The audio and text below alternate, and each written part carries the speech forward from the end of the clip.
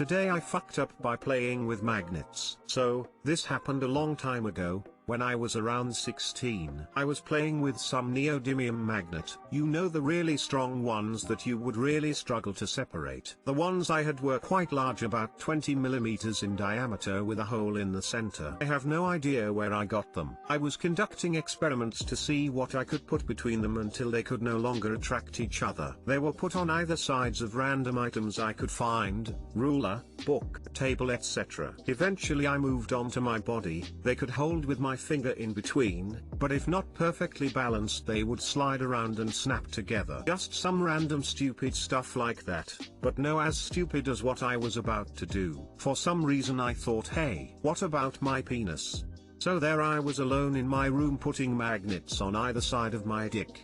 Remember what happened when they are not balanced? Well, it happened again. The magnets went around my dick and snapped together. My foreskin was in between. Felt a sharp sting and immediately realized my mistake. That day, I surprised myself with how stupid I could be. I tried to pull them apart, but quickly realized that it would not happen. Note that to separate the magnets I usually slide them apart. I was never able to separate them directly. I tried sliding, but of course it would pull my foreskin with it.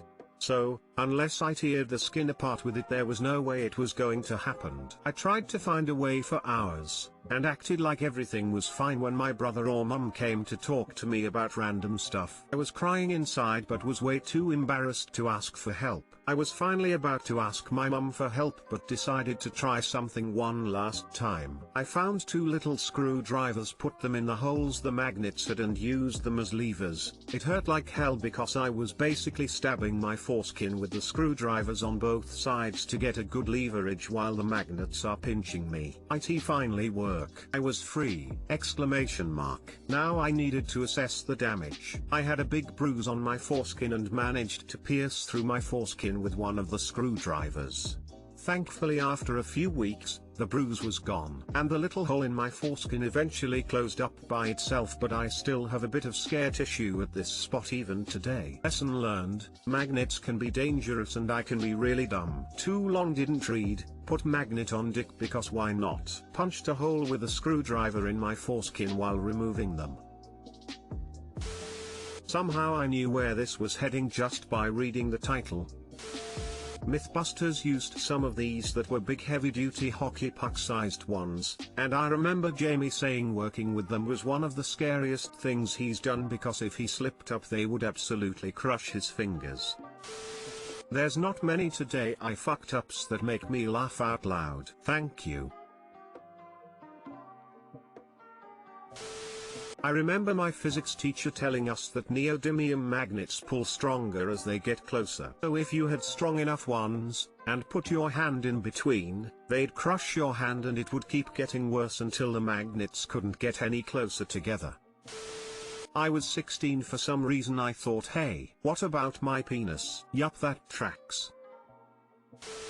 Today I fucked up by losing my virginity to noodles. I never ate noodles until a couple of years ago. I used to be the guy who just ate breakfast, dinner, lunch, etc. This all changed when my friend told me to try out noodles. I thought it looked disgusting because it looked like spaghetti in water, which would probably look disgusting to most people unless you tried it. I refused his offer. 6 to 7 months later Elle started watching Naruto. The main character has a ramen addiction, and after like 600 episodes of him just eating it non-stop, I thought to myself, why not try some noodles? I called my friend, and he told me all the good flavors of noodles: beef noodles, roasted beef noodles, chicken flavored noodles, shrimp flavored noodles. I started eating it every 2 to 3 weeks and liked it, but it definitely wasn't in my top 10 meals. A few months later from that I stumbled upon cup noodles that you could make in 3 to 5 minutes by boiling water, pouring it in, then leaving it for 3 minutes. This was good for me because I didn't really have time to cook that much and still don't. I started eating them every time I didn't have time to cook. I eventually decided fuck it and ate it for lunch every day. After around 2 months of eating it every day, I started getting huge stomach cramps, to the point where I couldn't even walk and I'd feel like I was shitting a house out of my ass if I tried to take a dump. I had to text my parents to bring me to the doctor, and guess what? It was because of the fucking noodles. My body had too much sodium in it and I got stomach cramps due to that. They had to put this gigantic 10 to 12 inch thing in my ass to get rid of the pain. I tried avoiding it and finding an alternative, but apparently that was the only way. I wanted to lose my virginity to a girl, but I lost it to noodles. Probably never going to eat them again. TL drive. I lost my anal virginity due to eating too much noodles due to the sodium buildup.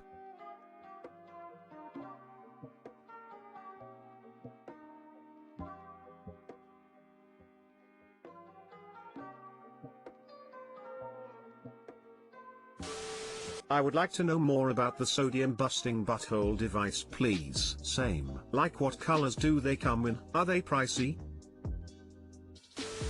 What are you doing, Step Ramen? So I am really disappointed. I was expecting you to fuck the noodles. So when I saw cup noodles and was thinking there was some sort of fuckery with a homemade cup noodle fleshlight, I thought for sure he fucked a cup of soup. Bottom ramen.